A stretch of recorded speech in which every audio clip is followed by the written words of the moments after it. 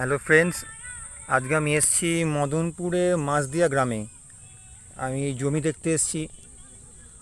জমি ক্ষেত, কত সুন্দর একটা পরিবেশ। আমরা বিকালবেলা এসেছি, পুরোটাই ক্ষেত, যতদূর চোখ যায় পুরোটাই ক্ষেত। দেখি জমি,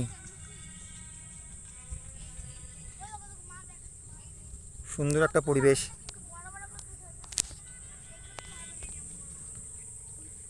আমি আপনাদের দেখাচ্ছি, দেখুন দেখুন যতদূর চোখ যায় আপনারা দেখতে পাচ্ছেন জমি আর জমি আর জমি।